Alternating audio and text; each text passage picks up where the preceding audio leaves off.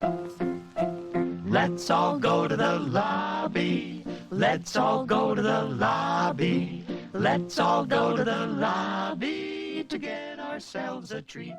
Hello and welcome to Movies vs. Capitalism, an anti-capitalist movie podcast. I'm Rivka Rivera. And I'm Frank Capello. Rivka, how's it going this week? It's a good week. You know, spring's a-coming. Things are good. How about you? Oh, man, I have a great story for you. So, you know how we talk about on this show how we have these relationships with the art that we grew up with as kids, and then that perspective can change as as you learn more about the world or the artist or what have you. And that's a good thing. You know, perspective should change. So this past week, me and my partner went to go see Bruce Springsteen at Barclays Center. Oh, wow. Very exciting. As we all know, I'm from New Jersey. This is a huge cultural touchstone for us. I was very excited. My partner, not as excited. You know my partner. I do. And she was like, and don't get me wrong, she was excited for me. So we're getting ready for the show, and she had just was speaking with one of her coworkers and told him, and he was like, "Oh my God, that's amazing, Bruce Springsteen." And then on our way out of the apartment, we ran into my downstairs neighbor, and she was like, "Oh my God, Bruce Springsteen, that's amazing." And my partner and I are walking to Barclays, and I'm like, "This is going to be pretty exciting." And she's like, "Honestly," and I'm just going to say this because I think I need to, but this might just be a white person thing. My partner is not white. Her family is from Mexico. And I was like, I don't know. I think Bruce transcends cultural boundaries. And she's like, okay, we'll see. And both her coworker and my neighbor were also white, for context. So we get to Barclays and we're walking through the crowds. We're getting to our seats, and she's like, "Yeah, I don't see any non-white people here." And I was like, "Hold on, I think we'll see some." Believe me when I tell you, we saw maybe 3 not white people at the Bruce Springsteen concert. So yeah, so it was a real eye-opening experience for me. And and I accepted it. I was like, you know what? You're right. This is just a white people thing. I do love Springsteen, but I don't love Springsteen. I'm not like, I didn't get tickets. And of course, I'm sure there are people out there. It's probably also an East Coast thing. Definitely an East Coast thing. But how was the concert? Oh, the concert rocked. I mean, it absolutely rocked. Did you sing along? I sang along to not as much as some of the people that I was near in the audience. But yeah, I played for like 4 hours. Dude is 73 years old, was jumping around on stage. That's amazing. Springsteen's amazing. I left and I was like, Bruce Springsteen is literally in better shape than I am right now. And like, I am a 35-year-old. So it was an illuminating experience. Before we get to our conversation, we should talk about the big news from this past week. And no, I'm not talking about Donald Trump's arrest in Manhattan. I am talking about the new Barbie trailer, which dropped a couple days ago. Did you watch the new Barbie trailer? I did watch it. I watched it because you said we were going to talk about it. I wasn't. Okay. I didn't run to watch it. Of course, if you don't know what we're talking about, this is the upcoming Barbie film directed by Greta Gerwig, also written by Gerwig and Noah Baumbach, starring Margot Robbie, Ryan Gosling, Issa Rae, America Ferrera, and many, many others, as you will see if you watch the trailer. And I don't know, I feel like the big question behind this is, right, like, is this going to be a scathing indictment of capitalism, or is this pro-capitalist propaganda? Who knows? Like, are we getting like a Josie and the Pussycats Lego movie situation, or are we getting a literal Barbie movie? What were your thoughts? What was your initial takeaway from the trailer? Like, what do you think? What's your prediction? My prediction is that they're going to be aiming for that Josie and the Pussycats Lego movie metatextual. Like, we're doing this is SpawnCon, but we're commenting on the fact that it's SpawnCon. Yeah, it's all very, very winky. Greta Gerwig is one of our most exciting young female filmmakers. And so I'm hoping that she had an idea a strong idea as to why she wanted to direct the Barbie movie, like a Barbie story that she wanted to tell. Yeah, a perspective. So I am hopeful, but even the best possible version of the Barbie movie will still be, riddled with massive contradictions in the fact that it is a giant piece of IP property produced by the giant studio system specifically to sell more Barbie dolls. So, as critical as it could be, it still ultimately will be, basically just like a big Barbie advertisement. Yeah, it was kind of triggering, to be honest, to like witness, because I feel like at least my experience as a millennial female child growing up with Barbie is like, oh right, like all the eating disorders, oh right, like all the fucked up shit. Yeah. And to see it even like something that I'm like, I'm sure this is gonna have a criticism, you're still like, wow, there's a part of your brain that's like, I should want to look like Barbie. Why is that voice saying that in my head? It's like triggering all those synapses. So that makes me kind of sad, because if the trailer's doing that, it's so massive. I just think about the effect of that on everyone, not just women and girls and people who identify that, like, in the world. Like, I feel for everyone who has to encounter the stuff that comes across with that imagery. And there wasn't anything yet in the trailer that you're like, that's the POV, right? Like, that's the perspective. That's where it's going to be cutting. You're just like, I hope it is. I think everyone's hoping because we've seen it before. But it's also interesting in the context of like particular 90s eating disorder glamorizing being back in fashion, the conversation around Ozempic and diet, just like this whole thing that's coming back. I'm like, where is this going to sit in the I'm just really curious to see what the conversation around beauty standards, particularly like Barbie European beauty standards. And like Barbie was known for being like, we're just going to put Barbie in different colors. And you're like, she still looks like a white girl, just in different shades. Like, you're not making an impossible version of. And of course they have the feet in the beginning of, so maybe there's going to be some poking at that, but I was like cautious. Like, I could feel my armor go up, in watching it. But then I was also super excited. So it's always confusing. Yeah, it's curious that they haven't included more of the film's perspective in this trailer. Or there's been a couple of teasers so far. Maybe they're withholding it to try to appeal to as broad of an audience as possible. I don't know. Yeah, most likely. I'm skeptical, yet kind of hopeful. And I think we'll probably have to and should see the Barbie movie and then talk about it on this podcast when it comes out. So now to someone who wishes they were a Barbie, or at least paints themselves the color of one. Wow, that's very good segue. Good segue, thank you. Yeah, we should talk about... I'll let you pick it up from there. Who am I talking about, Frank? Yeah, we could talk about the Trump arrest for just a little bit. Yeah. Yeah, this past week, Manhattan District Attorney Alvin Bragg charged Trump with 34 felony counts for falsifying New York business records. This had to do with the payment to Stormy Daniels, but also a couple of other people that they were paying off during this time. And yeah, Trump was arrested. We're recording this the day after Trump was arrested. He had to go to his arraignment, do the whole perp walk thing. And yeah, it was a big day for liberal Democrat Twitter. People were celebrating. People were popping that champagne. People were popping champagne because, we did it. America fixed. That's all. I'm joking, but I think that's really how a lot of liberals view this, as like, oh, if we just get Donald Trump behind bars, then America will be fixed. We will have done it. Like, he's this anomaly that just came up out of nowhere. Yes. I recently saw, okay, this is where my brain went, and I hope this tracks for those of you listening. If it doesn't, that's okay. We'll move on. I saw a TikTok video of these kids who are like, this teacher being like, if you can answer this one question, you will all get to go on recess for 20 minutes extra. And this kid who was like, oh my God, like hands clasped, like praying, starts crying, like this has got to happen. This has got to happen. And when they answer it right, like the tears of joy and celebration that they got was just like, yeah, like wild. That's the same energy to me.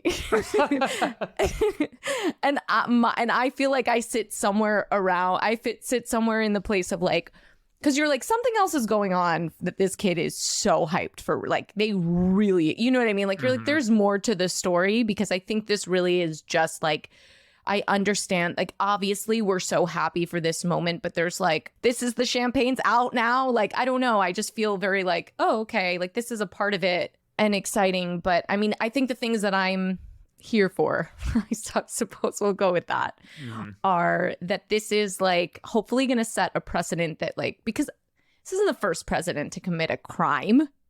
Like, no. We know this. We're not this our first. We've had some war crime, like... If anything, all of them have committed crimes. If anything, all of them, right? So is this going to set a precedent for like actually talking about the crimes that our presidents commit? And also, are we going to start talking about corporate crime? Because that's what this is, right? And in the context of Donald Trump, we're ready to talk about corporate crime. But are we going to really be willing to like, oh, are we holding corporate crime accountable all of a sudden? Because if that's the case, like, let's go. Apparently not, because this administration is deeply embedded with a lot of corporate crime and corporations. But that's what, like, I'm like, then let's talk about corporate crime. I hope for the same things that you're hoping for. I am not confident that that's what will come of this. I think this is just the culmination of years of the establishment wing of the Democratic Party and its voters and just liberals in general putting all of their blame and fears and whatever just onto the orange man who is a once in a generation anomaly. And, you know, like I said, if he just goes away, then everything will be solved. Yeah, right. It's like, if you think about looking at the scope of American politics, and it's kind of like you see like this, you know, the small circle is just like, you just see the left and the right, you just see the blue and the red, and then the politicians that rise in and out of that system, and like that is it. That's the entire realm of politics that you understand and you view. So when you look at through that small circle, yeah, it makes sense. It's like, oh yeah, there was like the red side had a really bad guy that came up and he's really bad. So if we get him out, then like the blue side will be able to do stuff again. But then like once you actually become more radicalized and you understand how the political economy actually functions, then that circle gets wider and wider. And then you start to see all of the financial and corporate business interests that surround that circle and are actually pulling the strings. And like that is so much more of the problem than just one fucking demagogue coming along. And, you know, like the economic conditions that were in place that allowed someone like Trump to rise are still here. If not, they are worse than when his rise occurred. So, yeah. Right. And since this is a movie podcast, if we're looking at this in terms of narrative, like the narrative, exactly like you're saying, set forward that this is the bad guy. And once the bad guy is captured and taken away, like bad guy things stop happening. Yeah. And I mean, I don't think that everyone's celebrating, obviously, like thinks about it that simplified, but I do think that's like a narrative. And the problem is that narrative, while it provides like momentary relief, and I do think like, yes, we need to celebrate the moments we can, because this world is too fucking dark. So I have no problem, like pop champagne whenever you want. But like the problem with that narrative is that if you keep playing it and it doesn't work out that way, that's where you get people to disengage and just feel powerless, because there's no other narrative being put forward. You know, you just like start to pull back when you're like, well, I'll play this tape again. Oh, why are we back at the top of this movie? It's like a Groundhog's Day. And the last thing I'll say, even more dangerously, is those people who usually, like, let's just say like liberals who usually follow that narrative that you're talking about, those are usually the same voters who will prevent progressive or leftist candidates and policies from going through or for voting for them. You know, the people who are like anti-Bernie because they were like, that's too radical. If we go too radical, then you're gonna ensure that we get Trump. Like if we go too far left, then we'll definitely get Trump or someone like Trump. And it's like, well, no, you're playing into the ratchet effect. If we always just kind of keep ratcheting to the right, then nothing is going to get better. And that's going to create the conditions for a worse Trump to come along at some point. If we don't actually embrace like progressive economic policies that actually help the working class and lift them out of poverty, then fascism is still gonna happen. But shout out to all the people who have been protesting and showing up.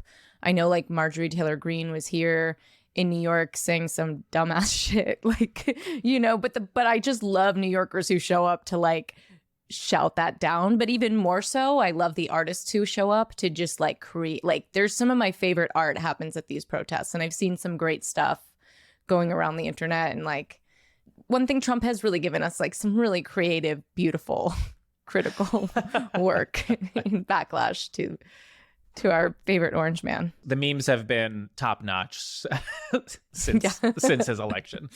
Yes. All right. Well, we just covered a lot of ground, so we should get to our conversation. But before we do, just want to let you all know that this podcast is produced by the two of us. We perform all of the necessary labor to make this show happen. And as we're trying to practice our anti-capitalist values, we will not be selling ads on this show. We rely completely on community support to keep the show going. So if you're able to support us, please consider subscribing to our Patreon. For just $5 a month, you get access to our entire back catalog of premium episodes, and you'll be directly supporting this show.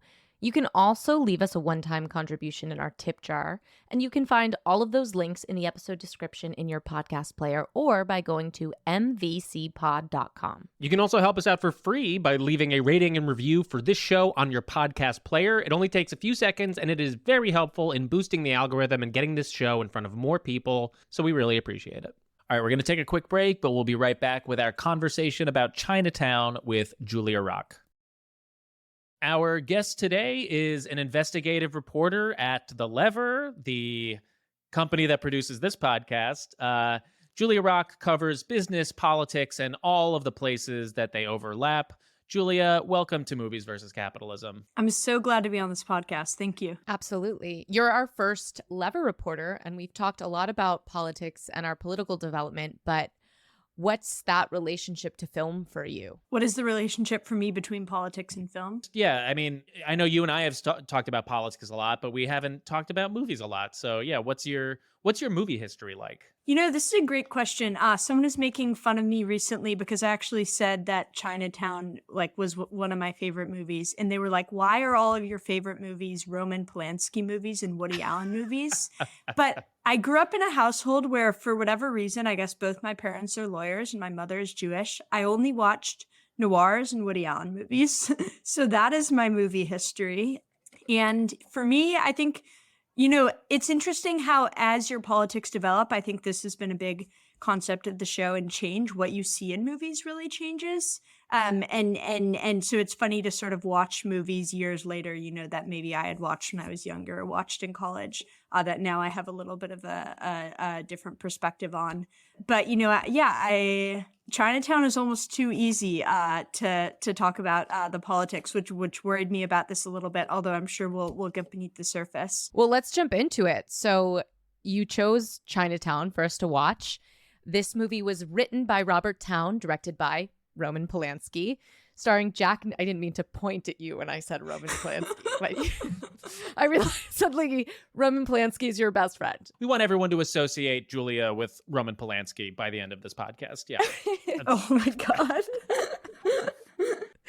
It stars Jack Nicholson, Faye Dunaway, John Huston, and Perry Lopez. The budget for this film was $6 million. Worldwide gross was $29.2 million. So it's quite successful. Yeah. Quite successful. It was nominated for 11 Academy Awards, but only won one. That's a hard thing to say. It only had one win, which was for Best Original Screenplay. And it's recognized by the American Film Institute to be one of the greatest American films of all time. It's set in Los Angeles in 1937 and tells the story of private detective Jake Gittes, played by Jack Nicholson, who's hired by Evelyn Mulwray to spy on her supposedly cheating husband, Hollis Mulwray, the chief engineer for the Los Angeles Department of Water and Power. And after Jake takes photos of Hollis and a mysterious younger woman, which become public, Hollis turns up dead, and the real Evelyn Mulwray, played by Faye Dunaway, threatens to sue Jake. From there, Jake becomes embroiled in a scandal involving LA water rights, political corruption, and high-powered business interests. So this movie was released on June 20th, 1974. A little bit of historical context for what was going on at that time. The 1973 oil crisis ended in March of 1974 after OPEC lifts its embargo against the United States. It is 5 years into the Vietnam War, and anti-war protests are taking place around the world, and it'll still be another year until the war ends. The TV show Happy Days debuts, and the tabletop game Dungeons and Dragons is released. 1 year earlier, the Supreme Court's decision in the Roe v. Wade case federally legalized abortion across the United States. And in March of 74, 7 former White House officials are indicted for their role in the Watergate break-in and charged with conspiracy, which led to the eventual resignation of President Richard Nixon in August of 74.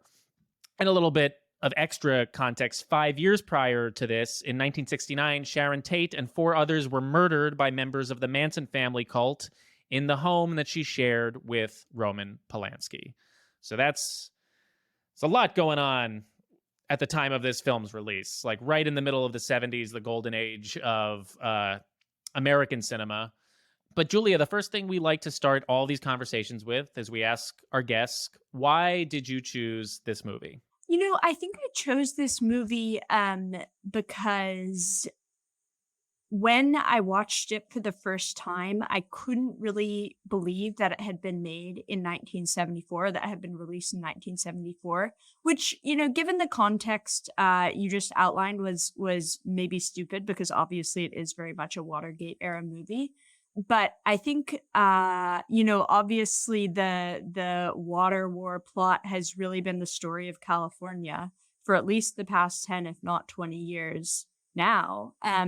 And I hadn't really realized how similar some of the water politics, or potentially these are obviously fictional water politics, but were, back in the day. And so that was what really caught me about it. Obviously this is a movie that features murder and incest and the water issues are in some ways sort of the backdrop, but that was what really got me interested. Yeah, it's the classic story of corporate interest, corporate influence, corrupting politics, and throwing a bunch of ordinary people, in this case, the farmers in the San Fernando Valley, just completely under the bus to serve those higher interests.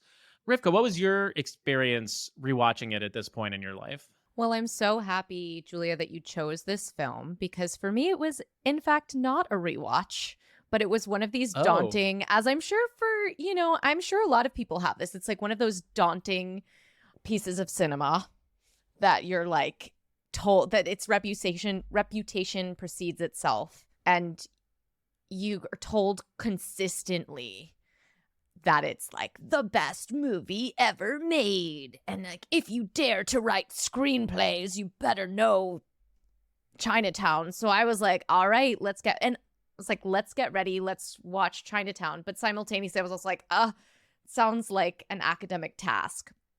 So I'd put it off. So this was my first time, and I had COVID while I watched it, so I did have the time. And I think it was interesting because of all that. I think a lot of it I'm watching like, okay, when's it going to be like the best cinematic movie of all time? was my experience. I watched it again, and I think the reason it has that reputation is because the structure of it is pretty incredible. It's complex. And so like you were saying, a lot of the politics of it are intrinsic in that complexity, which make it great in that way, that it doesn't feel like you're being dictated to, but the drama and the mystery and the noir of it all is so ingrained with the politics of it. So it really is such a political film about the corruption of power, about greedy, rich white men, ultimately, but how that can infiltrate a whole system and a whole city, and how that is into the core and the foundation of a city like Los Angeles. So yes, that was my journey. I had a similar one. It had been a few years since I had rewatched the movie all the way through, and I think similarly, Rivka, as I was watching it, I had the thought, this is a little dry, a little slow at times, very long, and maybe that's just thirsty for some water, if you will. Maybe a little thirsty, and maybe that's just 2023 brain. Maybe that's just our attention-addled minds, like no longer knowing how to just sit with something and live in the pace of it and the slowness of it and the creeping fear and tension that builds throughout this movie, because it does. And it is, and don't get me wrong, I'm not out here being like, actually Chinatown, not that good. No, this is clearly clearly a very good movie. Like you said, this screenplay is regarded as one of the greatest screenplays ever written. It's studied, it's taught in screenwriting courses. But my big takeaway is that this is such an important movie because for those that don't know, this is pretty much ripped from the headlines, something that happened in LA in the early 1900s, the LA water wars, Julia, which you referenced. And I think it's very important. There are a few films out like this. Who Framed Roger Rabbit is another one that sort of speak to LA's historic corruption, especially the real estate corruption that has happened in LA over the course of many decades. I mean, basically in this movie, you've got Noah Cross, the rich guy. You've got Hollis Mulray, the engineer. There's this whole plot to divert water from the valley to dry out these farmers in the valley and make their land worthless. And then once the land is worthless, then Noah Cross and all his rich friends buy up the land and they're going to sell it back to the city. And they're going to end up diverting the water to the city anyway. So it's just like a whole get rich, not even quick. It's a prolonged plot. But that's basically, what happened in the early 1900s. The mayor of LA, Frederick Eaton, and the civil engineer, William Mulholland of famed Mulholland Drive, devised a plot to buy up farmland in the Owens Valley, sell it back to the city, and then use that land to construct the LA aqueduct and divert the valley's water to the city. So I think this is an incredibly important movie for that reason, although you wouldn't necessarily know that this was pretty much a true story if you were just watching it on its face. But that was my big takeaway watching it, was how important that is to get some of that history across. Yeah, and I think having lived in Los Angeles, or anyone who's been in Los Angeles, visited Los Angeles, seen it, it was such an LA tale. It's interesting. It felt very true to me. Like, I would assume it was true just because it was so clear in the LA River when you see how dry and desperate for water everything feels. I was like, oh, this is the tale of how we got here. It must be. It was pretty remarkable. There's a clip early on that I'd love to play that sort of sets the scene. This is in early on when Jack Giddy's sort of he gets involved. And Jack Giddy's is this low-rent detective who's just... Jake Giddy's, Rivka. Sorry. I just wanted to correct you before the audience. Jack Nicholson, Jake Giddy's. Okay, well, thank God. Understandably confusing. Yeah, and let's also make it clear, like, best screenplay of all time, but a lot of these names, I'm like, Mulray and Mullihill. I mean, I have some notes. Mulholland. It's like a little confusing, but...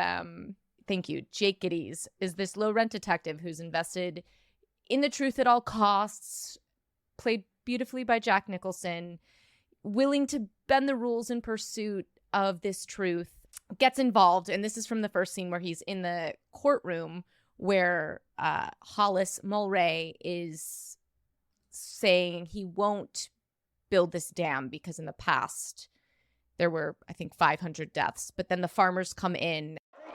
Get those goddamn things out of here! Oh, someone. Tell me where to take them!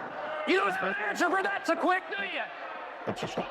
You steal water from the valley, ruin the grazing, starve the livestock. Who's paying you to do that, Mr. Mulray? That's what I want to know!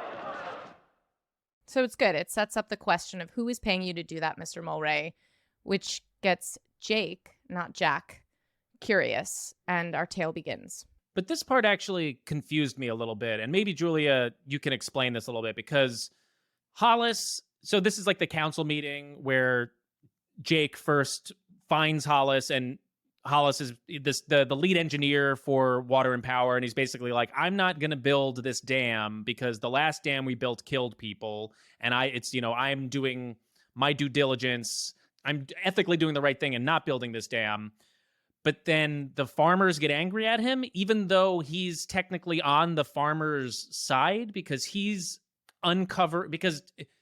correct me if I'm wrong, at this point he's starting to uncover the plot that Noah Cross and all of his goons are a part of. So isn't Hollis, in refusing to build this dam, isn't this him not subjugating himself to Cross? That, like, the whole actual, like, water mystery plot of it, I don't 100% grasp. Okay, same here. The water mystery plot is a little bit still confusing to me. But I think in that scene, the farmers don't yet know like explicitly about that the valley is intentionally being dried out. And I think their understanding of the dam proposal is that it would stop water from leaving the valley.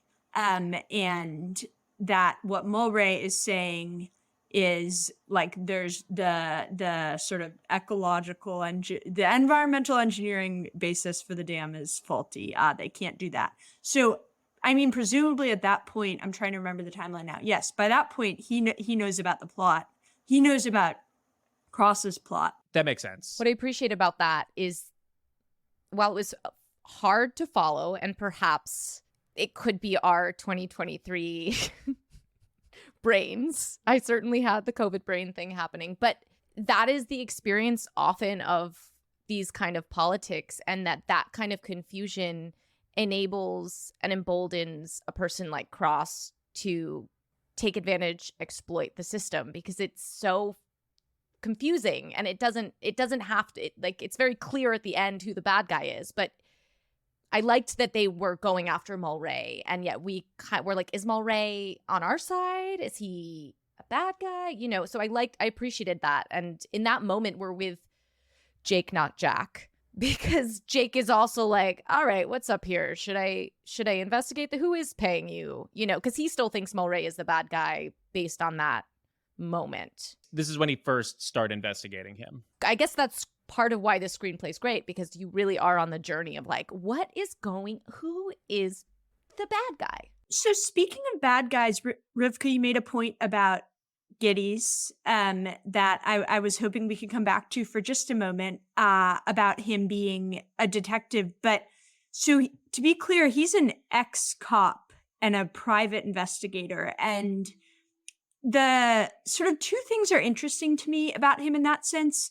First, this is, me, a person who's never lived in LA, doesn't know that much about LA. It's very hard for me to watch this movie and not think of LA Confidential, even if both of you have a much more vast understanding of the city. But the thing that I was, thinking about is, obviously in both cases, it's an inside job and the cops are in on it, which in LA is probably always true. And honestly, in most American cities is probably always true. Sure. But so there's that feature of Gittes' character. And there's actually one scene where he sort of has an aside to a cop about whether they're still arresting people in Chinatown for spitting in the laundry. Like, he's sort of making early on this explicit point that the cops are sort of up to bullshit, that they're sort of the bad guys. There's also a scene early in the movie where he's in the barber shop and a banker is sort of calling him out for putting other people's personal lives in the paper, basically.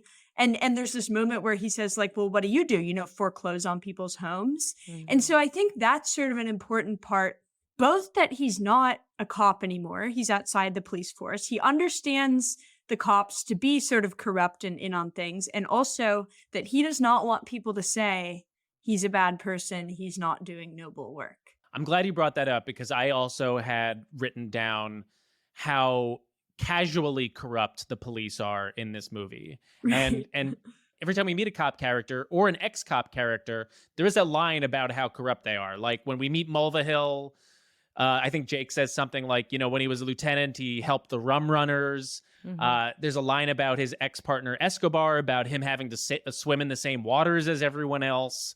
So very important to highlight that even in the 70s, it was very common knowledge that the police were corrupt. The police were sometimes bought and sold, or at the very least, police abused their power and couldn't necessarily be trusted 100%. So that's 100%, I think, the message of this film, because it culminates in this dramatic scene where they get to Chinatown after mentioning it the whole time. And I think one of the things that was fascinating about this movie, having not known anything about what it's about, you assume it's about Chinatown, right? That's the title.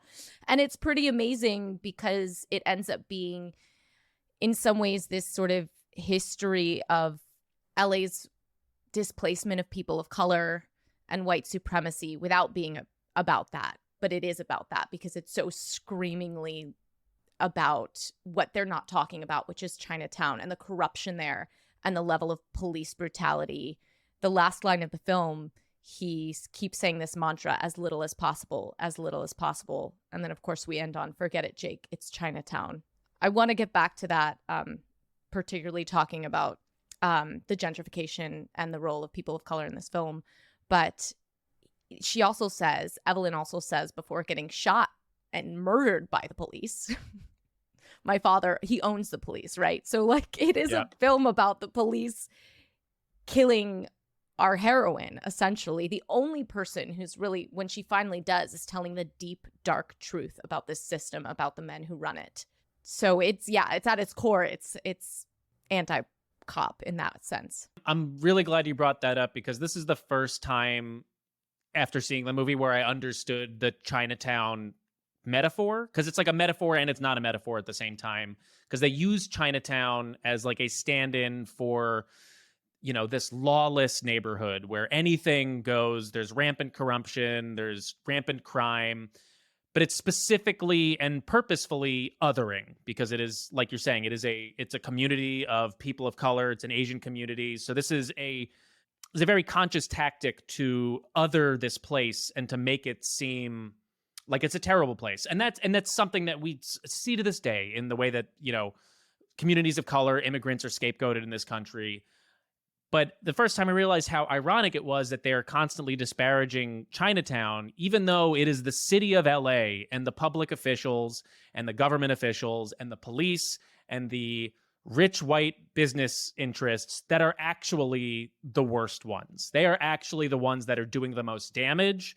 They are the ones that are upholding this system. And yeah, for the first time I realized, I'm like, oh, I guess it is the best screenplay of all time. Look at that dramatic irony. Incredible. I also, while we're on this topic, I just want to talk about some of the other actors who were not as big names or given as big, not like starring in this film, but they are the actors who are representing this, like, the world and the society outside of this sort of like bourgeois reality, which is the centerpiece of the Giddies. But you always have a sense of like the Chinatown and the outside world that has already almost undergone all of this corruption and is sort of outside looking in, almost like that world that's already like, we know what's going on. And they're the eyes through which I was watching this film through. And that was the Evelyn's butler, Khan, played by James Hong, who was pretty, I thought he was incredible in this, because there's so little,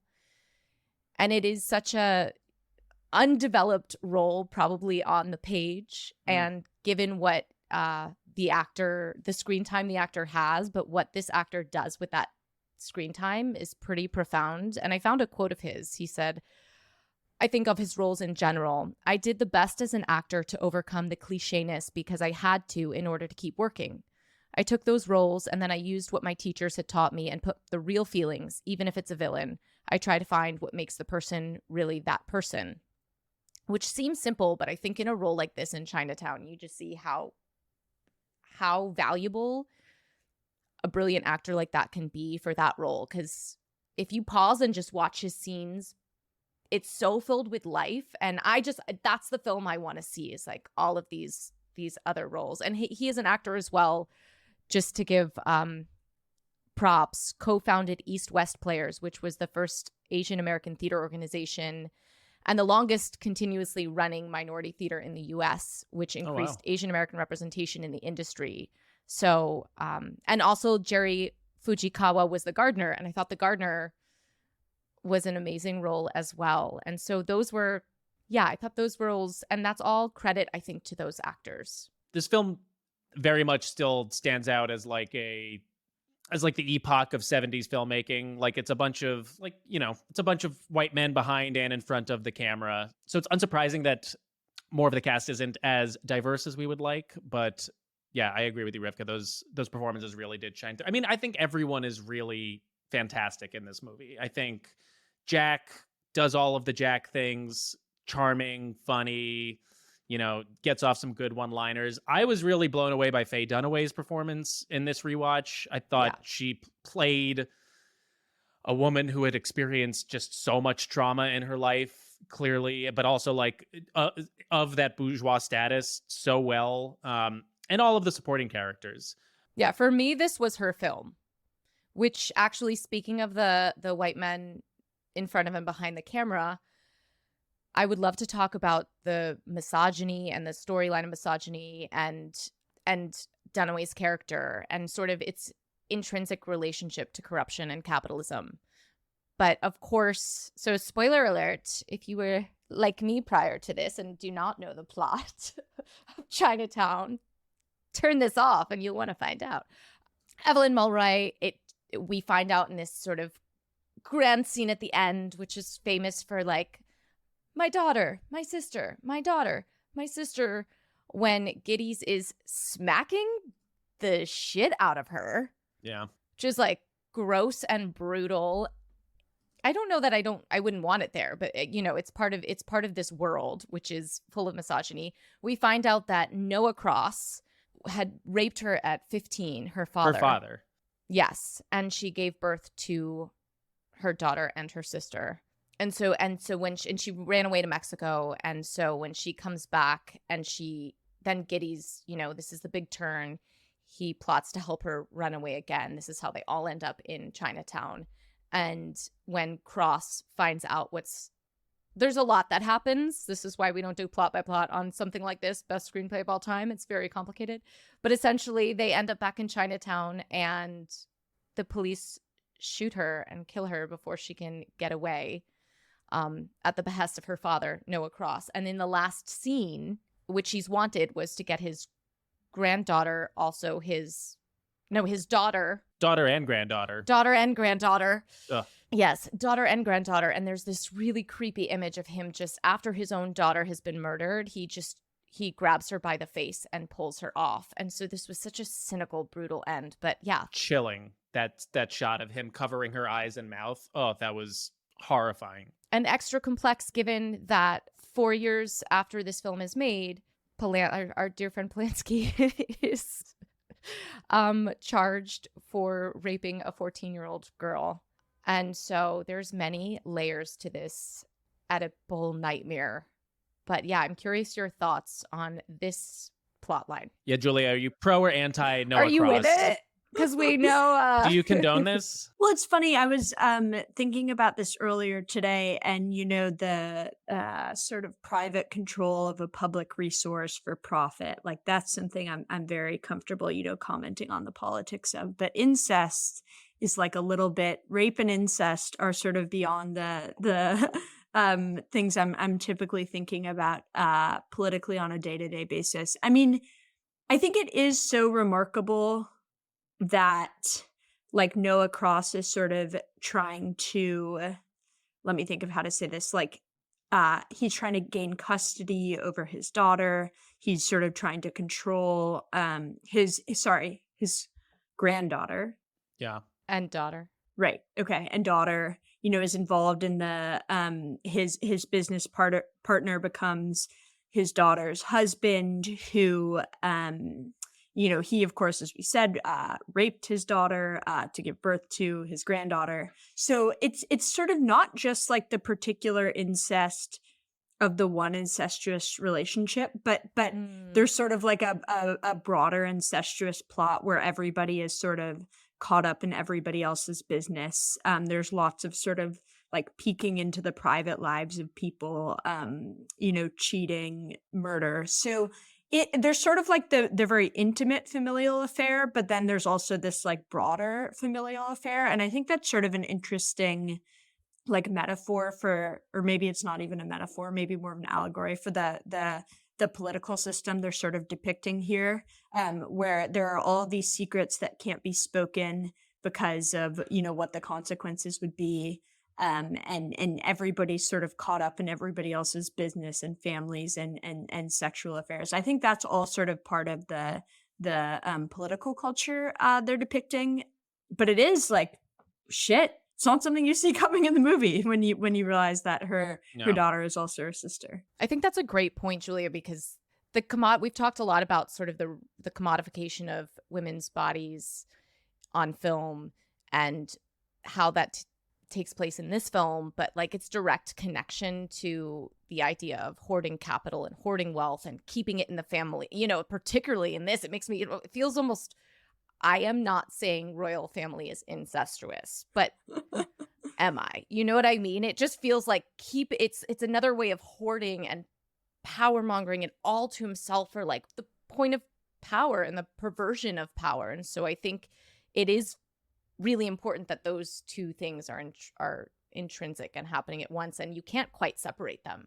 And yet there's also something sort of interesting happening where this man is able to like divert an entire city's water, and yet he can't like catch his own granddaughter.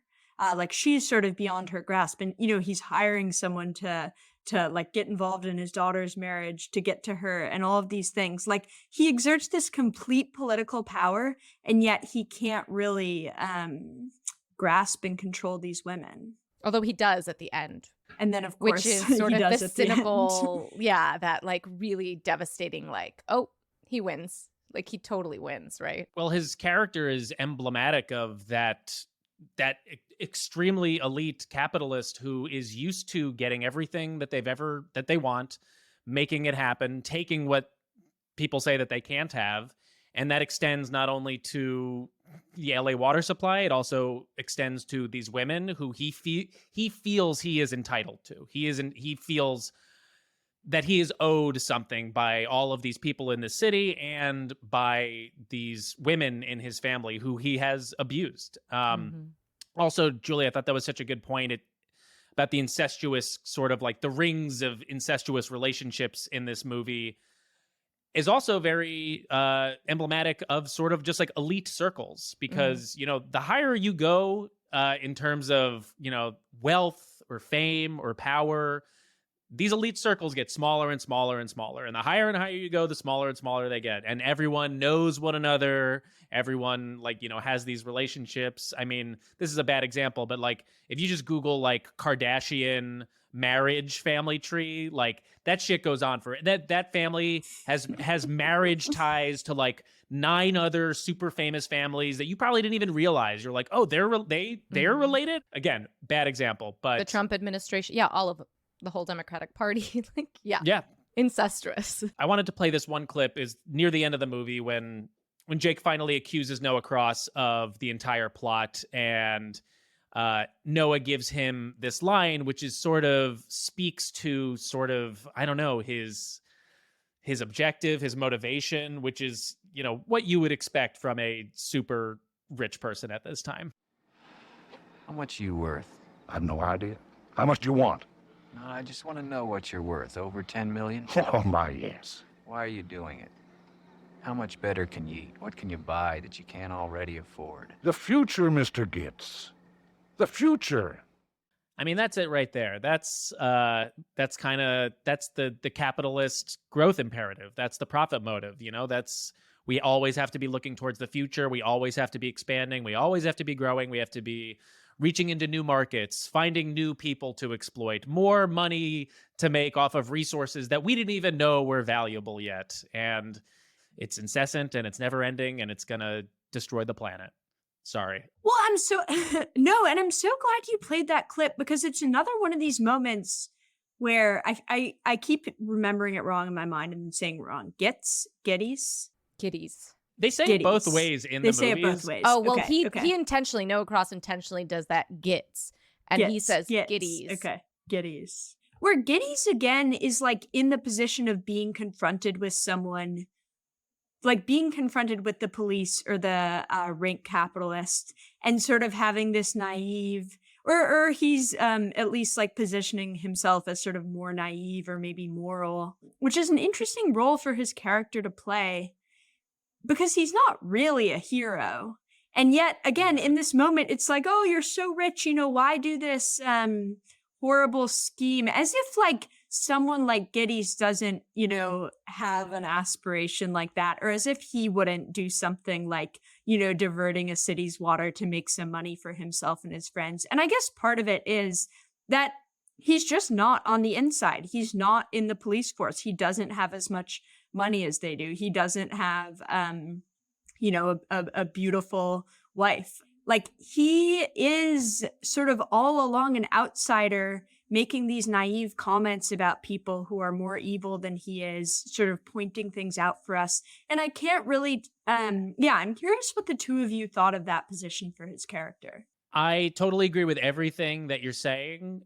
But for me, the justification is the thing that happens near the beginning, which is Jake gets taken advantage of in this plot. Like, he gets played. You know, the fake Evelyn Mulray cons him. His name is drugged through the paper. Everyone thinks that he was in on it somehow. And I think he has a line, you know, probably about like 30, 40 minutes into the movie where he says something like, no. Someone went after me and like brought me into this. So now I have to figure this shit out. But it is interesting that he takes any sort of a moral position by the end. Because you would think maybe a guy like this would just be like, hey, you know, like, cut me in on this water deal. It seems like you guys are going to make a lot of money off of this farmland. But I guess he can't be a complete heel. Otherwise, you know, you'd hate him by the end of the movie. Yeah, I think maybe this is why it's the best American screenplay. But I do think his journey is intentionally, he starts as this sort of man who could become a Noah Cross, and he ends closer to a Hollis Mulray, but he has to go through what he goes through with Evelyn, and she's the real turn for him. She's the real like emotional pivot where in his pursuit of truth he misses the truth, and she reveals it to him, and the truth is that the system is bigger than him. As like this, he wants to play this heroine figure of like this detective who's gonna like get down to it. And you know, him in that sort of, I just think it's so brilliant, his last being stuck in that mantra of as little as possible, because he was part of that system and he never really left it. Julia, I'm so curious. I wanted to ask you this question. As an investigative journalist, do you watch films about either journalists or private eyes or detectives? And does it like, do you feel like, I don't know, like sort of like an inside baseball kind of like, oh yeah, like this gets me, going. Cause that's what you do for a living is, you know, you're digging through documents, you're doing FOIA requests all the time. So like, what is your experience watching a movie about an investigation like? This is a great question because it has me thinking about something Rivka was just saying. So to answer your question, like, I hate movies where journalists are heroes, just like universally, which maybe is just about like some self-hatred I have. I don't know. But I really can't stand them because I don't think that like, one, because I never find the characters to be heroic. And there's some obvious ones like All the President's Men. Like, you can only like Woodward and Bernstein so much. You know, there's the Meryl Streep one, The Post, I think it's called. Yep. Spotlight, a little bit more heroic, I guess, because it's a local paper and they're going after the church. But I don't like those movies because I don't think that is how journalists should see themselves, I guess. And I don't think it's sort of correct to understand the pursuit of truth to be like the most moral one. And I don't think people really see journalists as like moral people. And so I don't think the cinematic depictions often resonate very much with the real journalists we know. You know, Rivka was sort of talking about like this hero's journey or something for Gittes because he sort of becomes a good guy and he's sort of touched by Evelyn's story. And again, maybe this is sort of, you know, what Frank said just connected the dots for me, which is like, I don't like to see the detectives or the journalists as the good guys, but I don't think he's really that much of a hero. You know, I don't think he has some like great moral crusade. I think it's just that, or not just that, but I think part of it is maybe what Frank was alluding to, that he's on the outside. He's a little bit on the outside of these establishments. You know, he's been wronged and is trying to sort of right things for himself. But I think to bring the thing full circle, that is sort of often how I see the journalists in journalist movies. Like they have their own, you know, personal egotistical crusades that they're going for. And maybe there is something sort of noble about truth seeking or getting the bad guys. But I don't think journalists, I don't think detectives make great heroes. You know, they're doing their jobs and it's a job that should be done, but it's not the most heroic one. Wow. A very judicious answer on that. That was good. I just like watching the mysteries unfold personally when it's a good one. This is a great mystery, yeah. Did either of you had anything you wanted to hit before we go to the awards? I did want to circle back to the ending for a moment.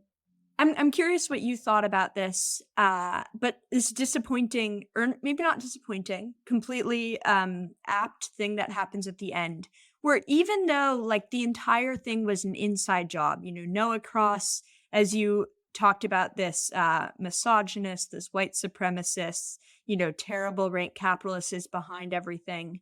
There's still a need to like locate the greed and corruption in the racialized other, which is, you know, the Chinatown.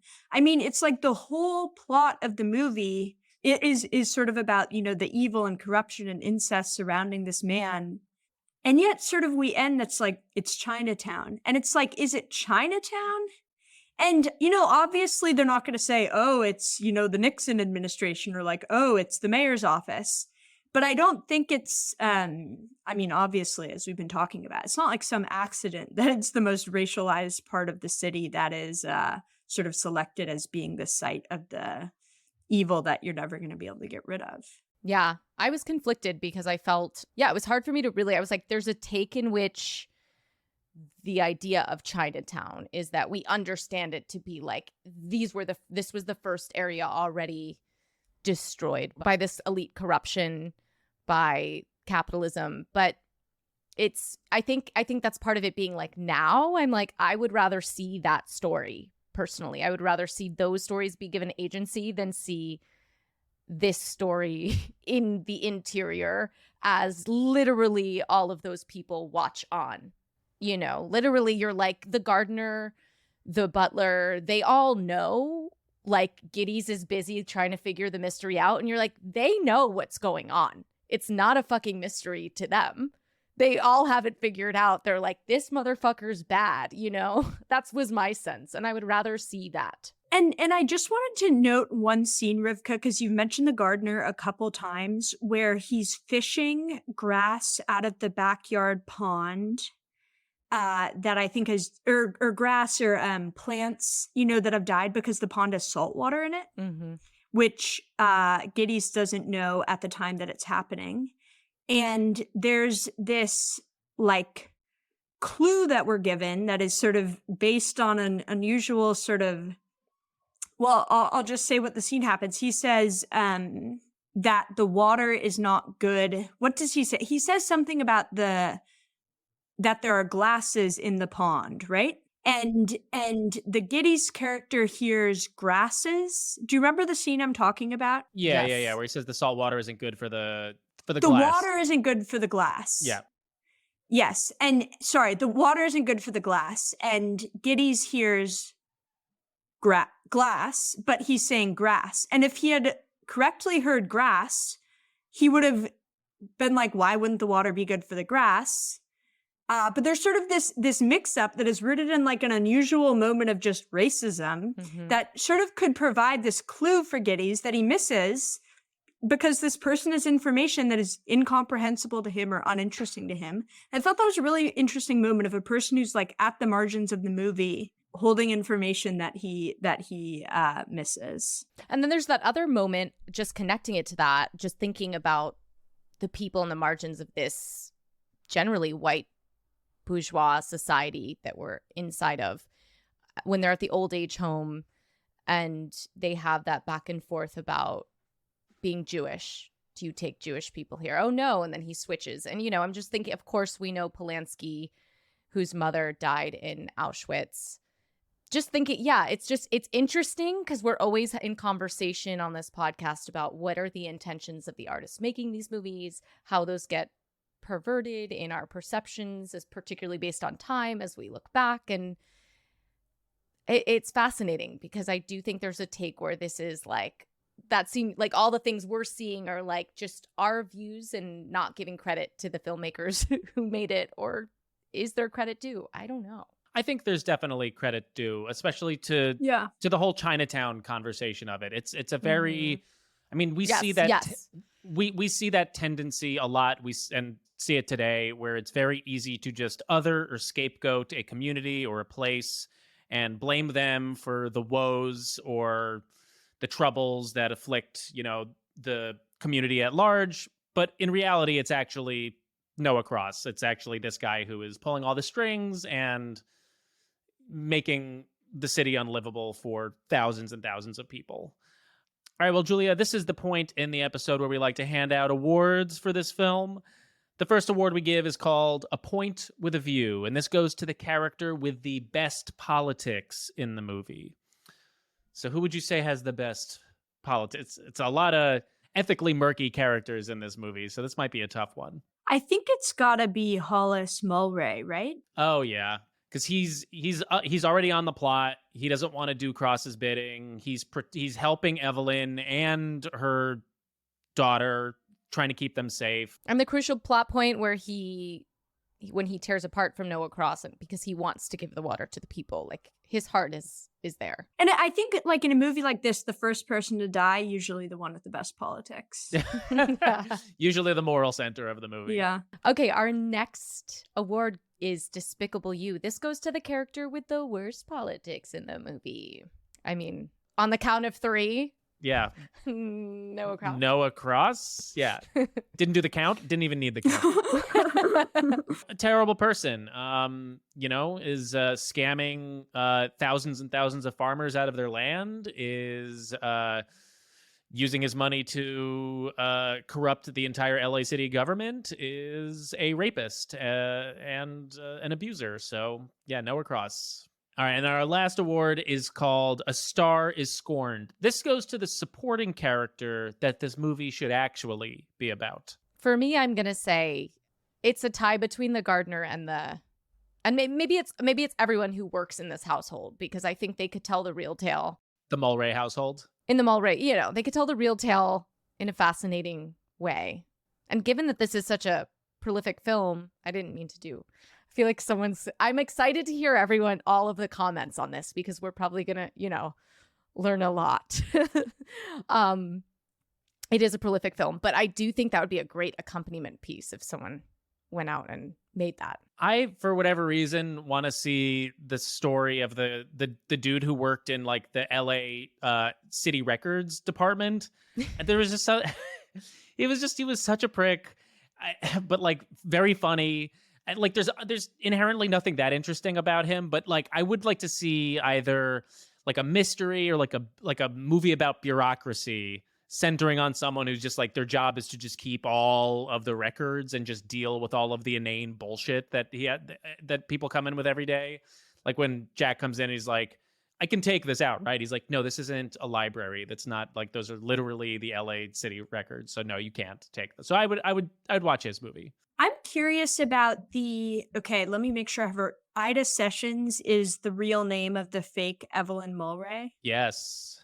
Okay. I'm curious about her, like being hired by Noah Cross to pretend to be someone else to get in on this family business. Like what exactly was her job? She sort of ends up wrapped up in this whole thing by virtue of taking like a shitty job.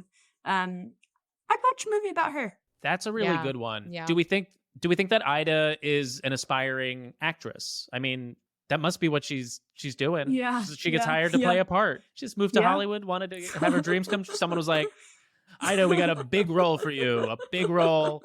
There's not going to be any cameras, but this is going to be your launching pad. We promise. Real bummer for Ida Sessions and her dreams. So this has been a great discussion. And before we wrap up, we love to discuss with our guests how we practice our anti-capitalist values, as complex as this world is, as nuanced and complicated. Is there a practice that you uphold in your daily life that you want to share? Okay, I feel like this is a really unfair answer, but I feel so lucky to have a job where I get to just like write about the really horrible stuff corporations are doing and their relationships with politicians. And I put a huge amount of time and energy into it. And I think that is probably the primary way in my life in which I'm like living out any type of anti-capitalist practice. So it's a little bit of an irony to answer my job, but it's a good I think one. That's got to be my answer. Dare we say you're the hero of your own story? Absolutely not. Yeah, what I do every single day is awesome, actually, is my answer. No, that's a really good one. So for any of our listeners, if you haven't read Julia's work over at levernews.com, check it out. Yes.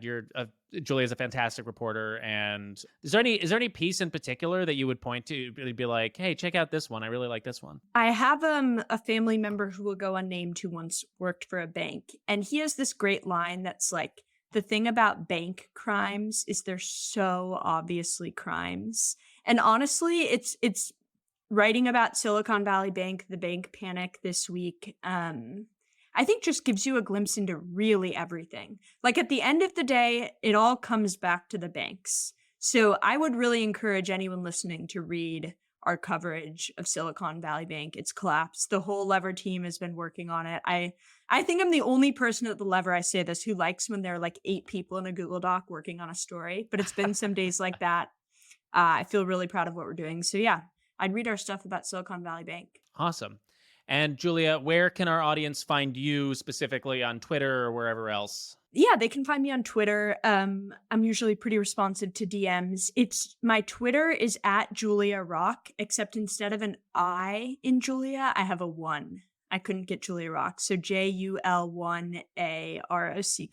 Well, Julia, thank you so much for joining us. I know you're super busy doing all the stuff that you just said, so we really appreciate your time, and this was a great chat, so thank you. Thank you. No, this is awesome. Thanks so much.